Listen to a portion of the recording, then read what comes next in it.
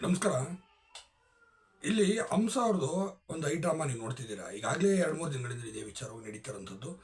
ಇನ್ನು ಸ್ಯಾಂಡಲ್ವುಡ್ನಲ್ಲಿ ಬೇರೆ ಬೇರೆ ರೀತಿಲಿ ಕಥೆಗಳು ಆಗುವಂಥದ್ದು ನಿಮಗೆ ಗೊತ್ತಿರುವಂಥದ್ದು, ಅದೇನು ಹೊಸದಾಗಿ ಅಂತ ವಿಚಾರಗಳೇನಲ್ಲ. ಆದರೂ ಇಲ್ಲಿ ಒಂದು ವಿಶೇಷವಾದದ್ದು ಏನಪ್ಪ ಅಂತಂದರೆ, ಹಂಸ ಅವರು ನನಗೆ ದುಡ್ಡೇ ಕೊಟ್ಟಿಲ್ಲ ನಿರ್ಮಾಪಕ ಅಂತ ಹೇಳಿ ಇವರ ಮತ್ತು ಅನಿಲ್ ಅನ್ನೋರ ನಡುವೆ ನಡೀತಾರಂಥ ವಾರಿದು ವಸುದೇವ ಕುಟುಂಬ ಎಂಬ ಸೀರಿಯಲ್ನಲ್ಲಿ ನಡೆದಿರುವಂಥ ಇನ್ಸಿಡೆಂಟು. ಈಗಾಗಲೇ ಈ ಸೀರಿಯಲ್ 180ಕ್ಕೂ ಅಧಿಕ ಎಪಿಸೋಡ್ ಪ್ರಸಾರ ಆಯಿತು. ಪ್ರೊಡಕ್ಷನ್ ಹೌಸ್ನ ಹೋಗಿದೆಯಂತೆ, ಅವ್ರು 1 ಕೋಟಿ ನಷ್ಟ ಆಗಿದೆ ಅಂತೇಳಿ ಅನಿಲ್ ಅವರು ಈ ಬಗ್ಗೆ ಹೇಳಿದ್ದಾರೆ. ಇನ್ನು ಮಾಧ್ಯಮದಲ್ಲಿ ತೋರಿಸಿದಂತೆ ಇವ್ರ ಹತ್ರ ಹೋಗಿ ಕೇಳಿದ್ದಾರೆ. ಇವರು ಹೋಗಿ ಅವರು ಹೋಟೆಲ್ ಮುಂದೆ ಹೋಗಿ ಡ್ರಾಮಾ ಮಾಡ್ತಾರೆ. ಸರ್ ನನಗೆ 1.25 ಲಕ್ಷ ಕೊಡಬೇಕು, 2 ಲಕ್ಷ ಕೊಡಬೇಕು, 2 ಲಕ್ಷ ಕೊಡಬೇಕು, 5 ತಿಂಗಳಿಂದ ಕೊಡಬೇಕು ಅಂತ ಹೇಳಿ. ಅದೆಲ್ಲ ಒಂದು ಕಡೆ ಇರಲಿ, ಬಟ್ ಇಲ್ಲಿ ದುಡ್ಡು ಕೇಳಿದ್ದಾರೆ, ಅವ್ರದ್ದು ದುಡ್ಡು ಇದೆ, ಅದು ಕೇಳಿದ್ದಾರೆ ಅನ್ನೋದು ತಪ್ಪಲ್ಲ. ಆದರೆ ದುಡ್ಡು ಕೇಳೋ ರೀತಿ ಇದೆಯಲ್ಲ ಅದು ತಪ್ಪು. ಯಾಕೆಂತಂದರೆ 6 ತಿಂಗಳಿಂದ 8 ತಿಂಗಳಿಂದ ಇವ್ರದೇ ಪ್ರೊಡಕ್ಷನ್ ಹೌಸಲ್ಲಿ ಹಂಸ ಅವರು ಕೆಲಸ ಮಾಡ್ತಿರ್ತಾರೆ. ಕೆಲಸ ಮಾಡ್ತಿರೋಂಥ ಸಂದರ್ಭದಲ್ಲಿ ಇವರೇ ಪ್ರತಿ ತಿಂಗಳು 25ನೇ ತಾರೀಕು ಸಂಬಳ ಕೊಡ್ಕೊಂಡು ಬಂದಿದ್ದಾರಂತೆ. ಈಗ ಪ್ರೊಡಕ್ಷನ್ ಹೌಸ್ ಚೇಂಜ್ ಆಗಿದ್ದರಿಂದ 1 ಕೋಟಿ ರೂಪಾಯಿ ನಷ್ಟ ಉಂಟಾಗಿದೆ.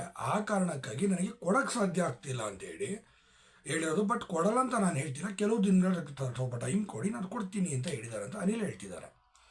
ಇನ್ನೊಂದು ಕಡೆ ಈ ಅಮ್ಮ ಹೇಳೋದು ನನಗೆ 5 ತಿಂಗಳಿಂದ ಕೊಟ್ಟಿಲ್ಲ ಅಂತ ಹೇಳಿದಾಗ, ನಂತರ ಮಾಧ್ಯಮದಲ್ಲಿ ನಾನು ಗಮನಿಸಿದ್ದೀನಿ, ಅಲ್ಲಿ ಮಾತಾಡ್ಬೇಕಾದ್ರೆ ಎಷ್ಟು ತಿಂಗಳು ಕೊಡಬೇಕು ಕೇಳಿ ಮೇಡಮ್ ಅಂತ ಹೇಳಿ ಅನಿಲ್ ಅವ್ರು ಕೇಳಿದ್ರೆ 5 ತಿಂಗಳಿಂದಲ್ಲ ಅಂತ ಹೇಳಿದ್ದಕ್ಕೆ ಆಯ್ತು ಎಷ್ಟು ತಿಂಗಳು ಕೊಡಬೇಕು ಅದನ್ನೇ ಕೊಡೋಕ್ಕೆ ಕೇಳಿ ಮೊದಲು ಅಂತ ಹೇಳಿರ್ತಾರೆ. ಮತ್ತು 3 ದಿನದಿಂದ ಮಾಧ್ಯಮದವ್ರನ್ನ ಬಕ್ರ ಮಾಡಿದ್ರಲ್ಲ, ನಿಮಗೆ ಏನು ಹೇಳಬೇಕು ಹಂಸ ಅವ್ರಿಗಾರೆ? 5 ತಿಂಗಳಿಂದ ಕೊಡಬೇಕು, 6 ತಿಂಗಳಿಂದ ಕೊಡಬೇಕು ಅಂತ ಹೇಳಿ ಪುಂಕ ಬಂದ್ರಲ್ಲ. ಪರಿಸ್ಥಿತಿ ನಿರ್ಮಾಪಕ ನೋಡ್ಕೊಂಡು 2 ತಿಂಗಳು 3 ತಿಂಗಳು ನಿಮ್ಗೆ ಸಂಭಾಳಿಸೋಕ್ಕಾಗಲ್ಲ, ಕಾಯೋಕ್ಕಾಗಿಲ್ಲ ನಿಮಗೆ ಅಂತಂದರೆ ನಿಮಗೆ ಯಾತಕ್ಕೆ ಬೇಕಿತ್ತು ಸೀರಿಯಲ್ ಅಭಿನಯಿಸೋಂಥದ್ದು? ಅಲ್ಲ, ಫಸ್ಟ್ ಆಫ್ ಆಲ್ ನಿಮಗೆ ಹೇಳ್ಬಾರ್ದು, ಯಾಕೆಂದರೆ ನಿರ್ಮಾಪಕರಿಗೆ ಹೇಳ್ಬೇಕು ಈ ವಿಚಾರವಾಗಿ. ಯಾಕೆಂತಂದರೆ ನಿರ್ಮಾಪಕರು ಇಲ್ಲಿ ಗಮನ ಹರಿಸ್ಬೇಕಾದ ಒಂದು ವಿಚಾರ ಇದೆ. ಏನಪ್ಪ ಅಂತಂದರೆ, ಮೊದಲಿಗೆ ಇವ್ರನ್ನ ಅವಕಾಶ ಕೊಡ್ತಿದ್ದಾರೆ. ಈಗ ಎಷ್ಟೋ ಜನ ಸೀರಿಯಲ್ ವಿರುದ್ಧ ಮಾತಾಡಿದ್ರು ಅಥವಾ ರಿಯಾಲಿಟಿ ಶೋ ವಿರುದ್ಧ ಮಾತಾಡಿದ್ರು ಅಂತೇಳಿ ಬ್ಯಾನ್ ಮಾಡ್ತೀರಪ್ಪ. ಹಂಸ ಅವರು ಈಗ ನಿರ್ಮಾಪಕ ಅದನಿಗೆ 2 ತಿಂಗಳು ದುಡ್ಡು ಕೊಡೋದು ತಡ ಆಯಿತು ಅಂತ ಹೇಳಿದ್ವಿ. ಪಾಪ ಏನೋ ಹೋಟೆಲ್ ಹತ್ರಕ್ಕೆ ಹೋಗಿ ಗಲಾಟೆ ಮಾಡಿದಾರಂತ ಓಪನಿಂಗ್ ದಿನಾನೇ. ಏನೋ ಹೋಗಲಿ, ಈ ಅಮ್ಮಂದು ಇವೆಲ್ಲ ಒಂದು ಅಷ್ಟು ಲಕ್ಷ ತಿನ್ಕೊಂಡು ಮತ್ತು ಇನ್ನೊಂದಷ್ಟು ಜನ ದುಡ್ಡು ತಿನ್ಕೊಂಡು ಬಂದಿರೋದು ಈ ಅಮ್ಮನ ಆರೋಪ ಮಾಡ್ತದೆ. ಇನ್ನು ಈ ಅಮ್ಮನ ರೀತಿಲೇ ತಗೊಂಡು ಬಂದು ಹೋಟೆಲ್ಗೆ ಏನಾದ್ರು ದುಡ್ಡು ಹಾಕೊಂಡು ಬಂಡವಾಳ ಹಾಕೊಂಡು ಏನೋ ದೊಡ್ಡ ರೆಸ್ಟೋರೆಂಟ್ ತೆಗ್ದೋಣ ಅಂತ ನೋಡ್ತಾ ಬಂದರೆ ಅದು ಮಾಮೂಲಿ ಸಣ್ಣ ಹೋಟ್ಲು ಕಂಡ್ರಿ. ಅದು ಆ ಸಣ್ಣ ಹೋಟೆಲ್ ತಕ್ಕ ಹೋಗ್ಬಿಟ್ಟು ಓಪನಿಂಗ್ ಆಗಿದ್ದು ಮೊದಲೇ ದಿನಾನೇ ಹೋಗಿ ಆ ರೀತಿ ಗಲಾಟೆ ಮಾಡಲ್ಲಿ ಬಿಸ್ನೆಸ್ ಆಗದ ರೀತಿಯಲ್ಲಿ ಮಾಡ್ತಾರೆ ಎಮ್ಮ ಅಂತಂದರೆ. ಮತ್ತು ಮಾತೆಲ್ಲ ಬರೀ ಸೊಂಟದ ಕೆಳಗೆ ಮಾತಾಡುತ್ತೆ. ಮಾಧ್ಯಮದಲ್ಲೇ ನಾನು ನೋಡಿದೆ ಮುಚ್ಕೊಂಡು ಕೊಡೋಲ್ಲ ಅಂತಂತ. ನೀವು ಮಾಧ್ಯಮದಲ್ಲಿ ಮಾತಾಡಬೇಕಾದ್ರೆ ಆ ಲೆವೆಲ್ಗೆ ಆವಾಜ್ ಆಗ್ತೀರಾ ಅಂತಂದರೆ, ಇನ್ನು ಬೇರೆ ಟೈಮಲ್ಲಿ ಇನ್ನು ಯಾವ ಥರ ಎಲ್ಲ ನೀವು ಮಾತಾಡಿರ್ಬೋದು ಅನ್ನೋದನ್ನ ಇಲ್ಲಿ ಅಂದಾಜಿಗೆ ಕಲ್ಪಿಸ್ಬೋದು. ಇಲ್ಲಿ ಅನಿಲ್ ಅವ್ರದ್ದು ದುಡ್ಡು ಕೊಟ್ಟಿಲ್ಲ ಅನ್ನೋದೊಂದು ತಪ್ಪು. ಅಂದರೆ ನೀವು ಮಾತಾಡ್ತಾ ಇರೋದು, ಬೆದರಿಕೆ ಆಗ್ತಿರೋ ರೀತಿ, ಬಳಸ್ತಾ ಇರೋದು ಅವಾಚ್ಯ ಶಬ್ದಗಳು, ಮಾತಾಡ್ತಿರೋ ಸೊಂಟದ ಕೆಳಗೆ ಮಾತುಗಳು. ನೀವು ಹೆಣ್ಮಗಳಾಗಿದ್ದ ತಕ್ಷಣ ನೀವು ಏನು ಬೇಕಾದರೂ ಮಾತಾಡ್ಬೋದಾ? ನಿಮಗೇನು ಹೇಳಂಗಿಲ್ಲ ಕೇಳಂಗಿಲ್ವ ಯಾರು? ನಿಮ್ಗೆ ಇಷ್ಟ ಬಂದಾಗ ನೀವು ಗಂಡು ಮಕ್ಳಿಗೆ ಏನು ಬೇಕಾದ್ರೂ ಮಾತಾಡ್ಬಿಡ್ಬೋದಾ? ನನಗೆ ಅರ್ಥ ಆಗ್ತಿಲ್ಲ. ಇಷ್ಟು ತಿಂಗಳಿಂದ ಆತ ಕೆಲಸ ಕೊಟ್ಟಿದ್ದಾನೆ, ಸಂಬಳ ಕೊಟ್ಟಿದ್ದಾನೆ, ಟೈಮಲ್ಲಿ ಚೆನ್ನಾಗಿದ್ದ ಟೈಮಲ್ಲಿ. ಈಗ ಲಾಸ್ ಆಗಿದೆ, 1 ಕೋಟಿ ರೂಪಾಯಿ ನಷ್ಟದಲ್ಲಿದ್ದಾನೆ. ಒಬ್ಬ ಕೊಡ್ತಾನೆ, 1-2 ದಿನ ಟೈಮ್ ಕೊಟ್ಟರೆ ಏನಾಗುತ್ತೆ? ನಾವು ಓದು ಸಣ್ಣ ಮನಸ್ಥಿತಿನೂ ಆತನ ಕೈ ಕೆಳಗೆ ಕೆಲಸ ಮಾಡಿದ್ದೀನ ನಿಯತ್ತಿಲ್ವಲ್ಲ ನಿಮಗೆ ಹಂಸ ಅವರೇ? ನಿಮಗೆ ಏನು ಹೇಳಬೇಕು ಹೇಳಿ? ಮೊದಲು ನಾನು ಹೇಳೋದಿಷ್ಟೇ, ಸಿನಿಮಾ ಇಂಡಸ್ಟ್ರಿ ನಿರ್ಮಾಪಕರಿಗೆ ದಯವಿಟ್ಟು ವಿಡಿಯೋ ಅವರಿಗೆ ರೀಚ್ ಆದರೆ, ಅಥವಾ ಯಾರು ನಿರ್ಮಾಪಕರು ಅಥವಾ ನಿರ್ಮಾಪಕರ ಹತ್ರದವ್ರು ಯಾರಾದರೂ ನೋಡಿದ್ರೆ ದಯವಿಟ್ಟು ಆ ವಿಡಿಯೋನವ್ರಿಗೆ ಶೇರ್ ಮಾಡಿದ್ದಾನೆ.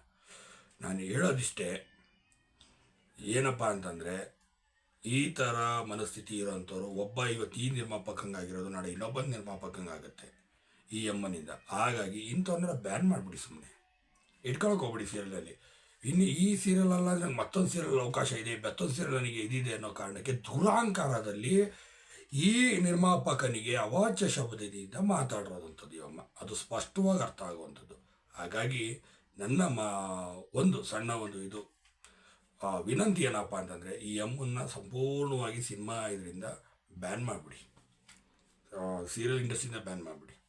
ಆವಾಗ ಬುದ್ಧಿ ಬರುತ್ತೆ. ಆವಾಗ ನಿರ್ಮಾಪಕರಾದಂಥ ನಿಮ್ಮಂಥವ್ರು ಬಂದು ಕಾಲಿಡಿತಾರೆ. ಆಗ ಖಂಡಿತವಾಗ್ಲೂ ಕೂಡ ನಿಮ್ಗೆ ಇಷ್ಟ ಬಂದಂಗೆ ನೀವು ಅವಕಾಶ ಕೊಡಬೇಕಾ ಬೇಡವಾ ಅನ್ನೋದು ನೀವು ನಿರ್ಧಾರ ಮಾಡ್ಕೊಳ್ಳಿ. ಈ ರೀತಿ ಇದಾಗಿ ಮಾತಾಡ್ತಾರೆ ಅಂತ ಅಂದ್ಕೊಂಡಾಗ ನೀವು ಖಂಡಿತವಾಗೂ ನೀವು ನಿರ್ಮಾಪಕರ ಸಂಘದವರೆಲ್ಲ ಗಟ್ಟಿಯಾದಂಥ ಒಂದು ನಿರ್ಧಾರ ಮಾಡಿದಾಗಲೇ ಮಾತ್ರ ಈ ಥರ ಕಲಾವಿದರುಗಳಿಗೆ ಪಾಠ ಕಲ್ಸಕ್ಕೆ ಸಾಧ್ಯ ಆಗುತ್ತೆ. ಹೊರತು ಬಿಟ್ಟು ನಿಮ್ಮಲ್ಲಿ ಒಗ್ಗಟ್ಟಿಲ್ಲ ಅಂತಂದರೆ ಇವ್ರು ಇವತ್ತು ಈ ನಿರ್ಮಾಪಕ ಅನಿಲ್ ಅವ್ರಿಗೆ ಆಗುತ್ತೆ, ನಾಳೆ ಮತ್ತೊಬ್ಬ ಸೀರಿಯಲ್ ನಿರ್ಮಾಪಕ ಖಂಡಿತವಾಗಿಯೂ ಆಗುತ್ತೆ.